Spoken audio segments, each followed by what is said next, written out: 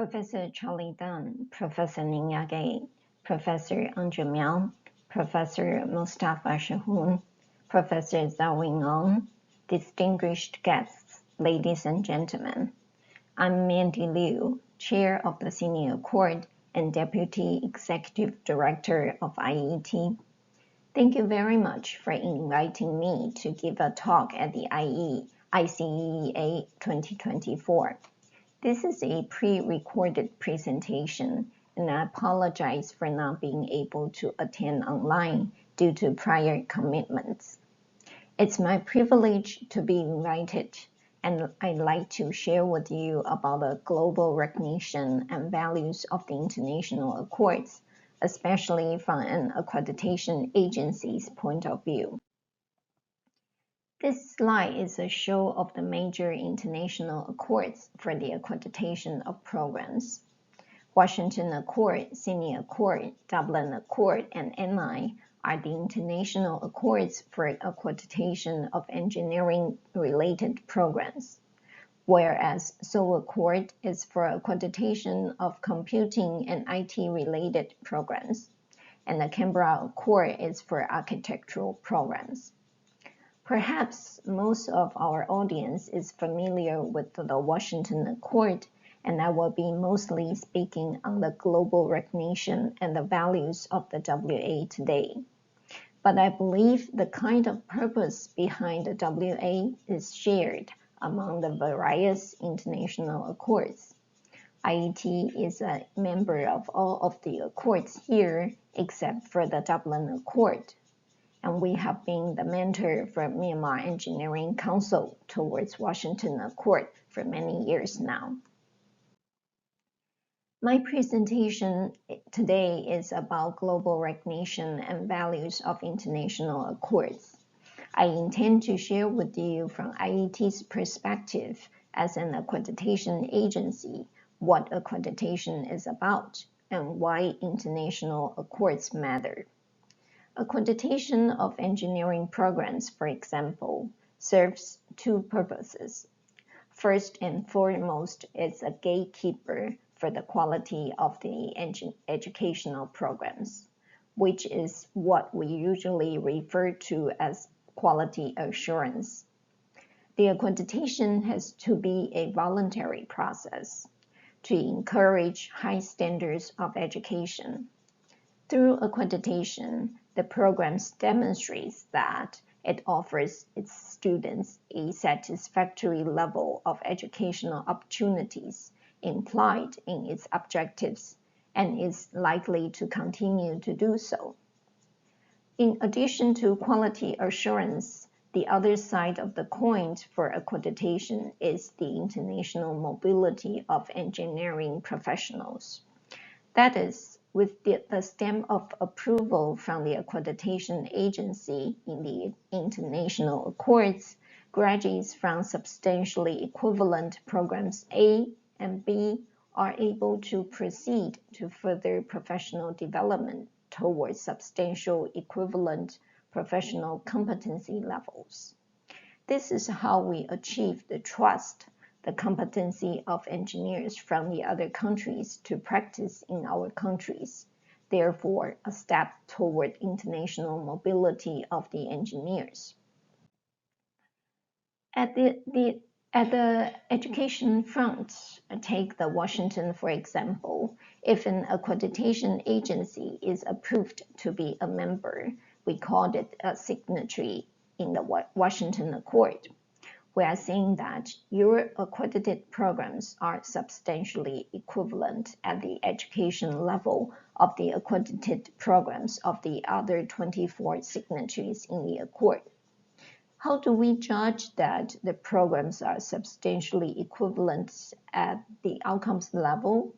We determine that by assessing whether the accreditation agency's criteria, policies, and procedures are comparable, whether the accreditation decisions are acceptable, and most importantly, whether if we could verify that the graduate outcomes of the programs accredited are substantially equivalent.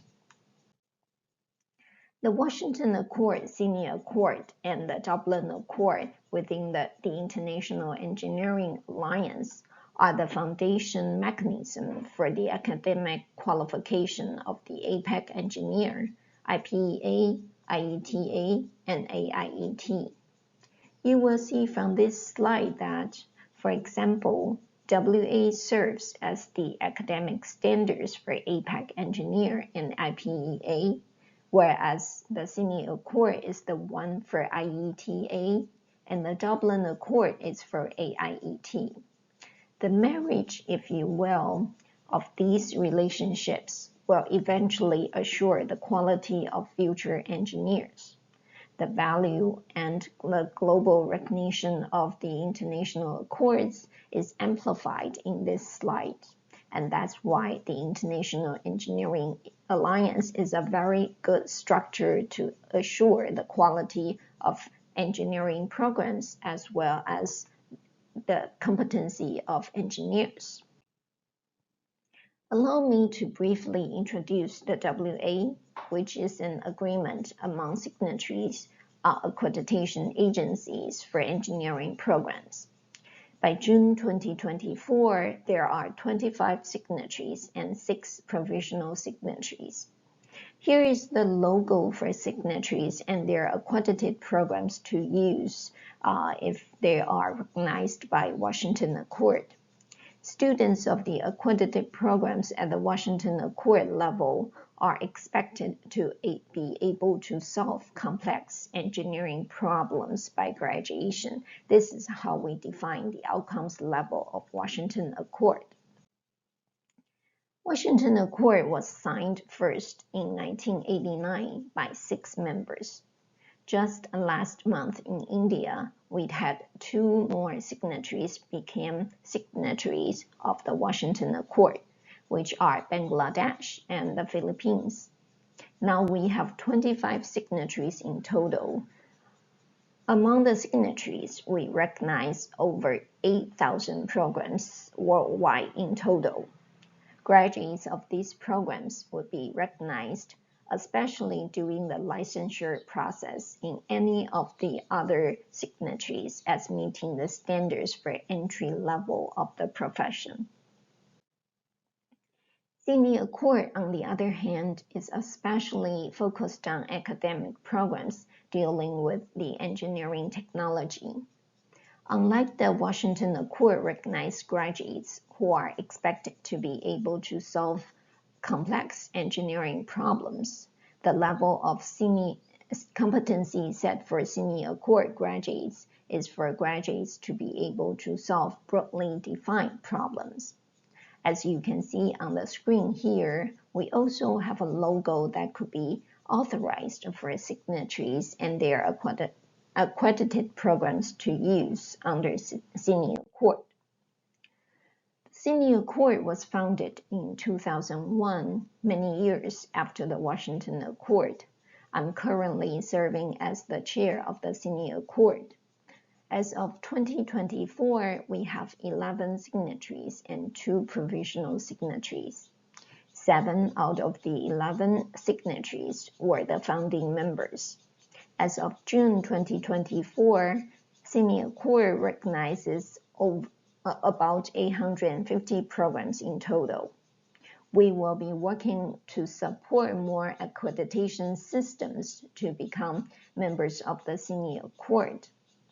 Although the category of engineering technologist, the level equivalent for Sydney Accord, may not be regulated in many countries like the engineering profession.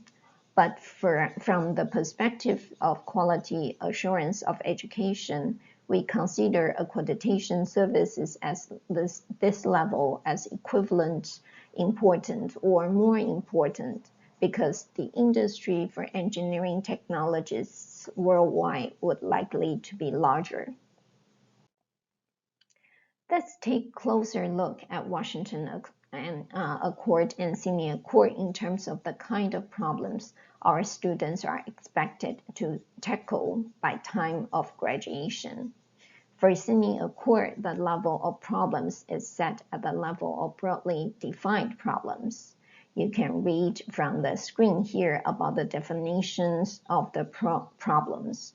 For example, for Washington Accord, complex problems are problems address high-level problems with many components or sub-problems. But for Senior Accord, the problems address components of systems within complex engineering problems.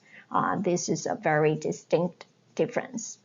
And also for the depth of knowledge required for Washington Accord, normally allows for a fundamental based first principle analytical approach.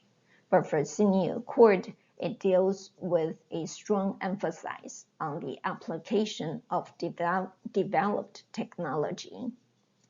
Let's take another example. For the depth of analysis required for Washington Accord, that means for Washington Accord, for the complex problems, normally the complex problems are the problems have no obvious solution and require abstract thinking, creativity, and originality in analysis to formulate suitable models. But for Senior Accord, it can be solved by application of well-proven analysis techniques and models. I think you get the idea about the difference of the problems between Washington Accord and Senior Accord graduates that they are expected to solve. As shown in the last slide, Washington Accord graduates are expected to solve complex problems, and Senior Accord graduates are expected to solve broadly defined problems. This slide shows the difference between the two accords in terms of the level of knowledge required to solve the kind of problems. The difference here highlights the distinct difference of training between the two accords and hence validates the values of the prospective engineering professions between the Washington Accord and Senior Accord. Let me take IET as an example to show you our experience in the past 20 years on the values of the international recognition of engineering degree programs. We were established in 2003, and by 2007, we were admitted as a signatory of the Washington Accord. Later on, we were advanced to the signatory status of the Seoul Accord, Sydney Accord, and Canberra Accord, and very recently, we became a full member of the N9.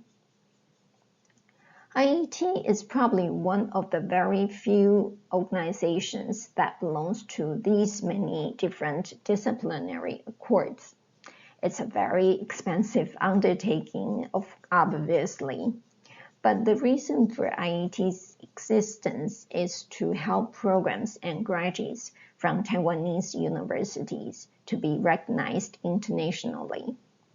We are doing what we are doing each and every day so graduates from Taiwan can become mobile with their academic qualifications throughout their career. We get calls or emails from parents of foreign students who wish that their children can come back to their countries and then their degrees will be recognized. We get calls from graduates who wish to work overseas. We get calls from foreign international engineering organizations like our counterparts that are accreditation agencies in foreign countries that seek validation from IET about an applicant qualification. We get calls, emails from programs that wish to establish exchange programs or double degree programs. And we get calls from companies that wish to recruit Taiwanese students to work in foreign countries. This calls tells us that there's a graduate behind each call that wished to have his or her degree recognized by IEET and therefore the Washington Accord so they could move forward in their career. Our job has to do with the graduates' career decisions and opportunities, and I think that's what keeps us at work each and every day. How could we deny a young engineer's possibilities to advance, grow, and develop? And I also want to highlight a case here.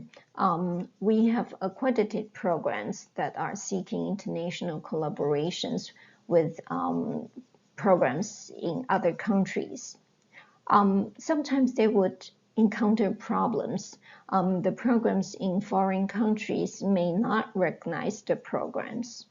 But then until our programs inform their sister programs that their programs are accredited by IEET and recognized by Washington Accord, then the problems were resolved. So Washington Accord is a platform for programs in different countries to recognize each other. And this is something that we found very beneficial to inform our programs that they need to inform their sister programs in foreign countries about their accredited status. And this is a recent case which may not have a happy ending. We get an email from a student last year. It says that I'm a student from Malaysia and interested to study electrical engineering in Taiwan. I noticed the accreditation status for the national universities only validate until December 2018 under the Washington Accord. Does it mean the electrical engineering program offered by the national university no longer validates with its accredited status and thus not recognized by the other signatories of the Washington Accord? I do have to be honest with you that some of our programs dropped out from accreditation. Many of those are like this EE programs. They drop out simply they feel like there's no need for accreditation because their students could easily get a job within Taiwan. However, this story just tells us that this very program is losing these potential students in a very competitive higher education market. The upside is now, though, Taiwan is serious recruiting foreign students, and many of the programs drop out from accreditation may need to come back so they are able to recruit international students. So this is what we are seeing happening right now. For IET accredited programs, we issue a logo for them to use. For our EAC programs and TAC programs, in addition to IET accredited logos, they could get Washington Accord and CINE Accord logos respectively. These logos are stamp of approval and programs are all keen on using the logos. We would place the logos on the accredited program certificates, of course. We normally issue accredited programs, both Chinese and English certificates. And programs, sometimes they would place the logos on the diploma. So when a graduate, they are interviewing for jobs, the employer could see on the diploma that the programs they graduated from is accredited by IET.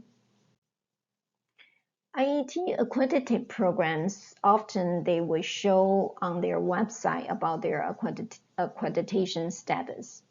I'm sure this will be very helpful for the programs to promote and market themselves and for potential students to gain trust. in the programs, especially foreign students, because they may not know all of the universities or all of the programs in Taiwan, and the accreditation status serves a very good purpose for the foreign students to realize that the programs they are seeking application is meeting the quality standards. Some of our programs would say Ivy League universities in the US or world-renowned universities do not seek accreditation because they are famous already and they don't lack students. But this is not correct.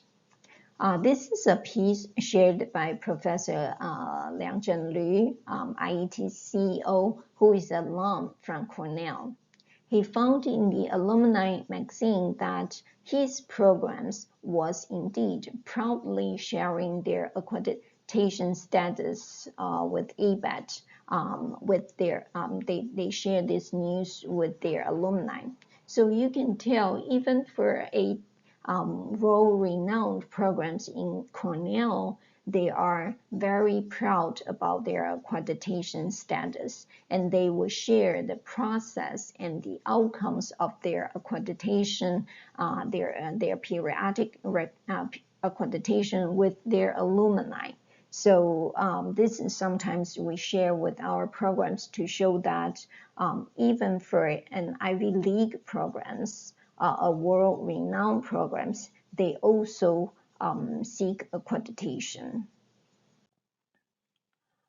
Once an accreditation agency becomes a signatory of the international accords, it needs to be reviewed every 6 years. This slide shows you IET's timeline for international reviews. IET will have a very busy year in 2025 because we will be welcoming 4 international accords review teams to come and review us. Just like the programs that will be periodically reviewed by the accreditation agency, the accreditation agency will be periodically reviewed by the international accords to make sure that the accreditation agencies themselves are upholding standards and qualities. All of these efforts are to ensure the international recognition of the graduates. So a membership in an international accord is not forever. It needs to be periodically verified to make sure that the graduates will continue to be recognized by the other signatories. In conclusion, we are doing what we are doing so the programs can remain quality programs. And their graduates will gain international mobility, therefore, and the safety and well-being of our citizens can be secured. And of course, eventually, we are aiming for the sustainability of the whole world. This is a group photo from IEAM 2023 in Taiwan. I'm sure many of our international colleagues who are attending the conference today were in Taiwan in 2023. As an accreditation agency, IET is very proud to be a member of the International Engineering Alliance community that works towards the mission of achieving international recognition and mobility of engineers worldwide. This is what we do. This is what our mission. Thank you very much.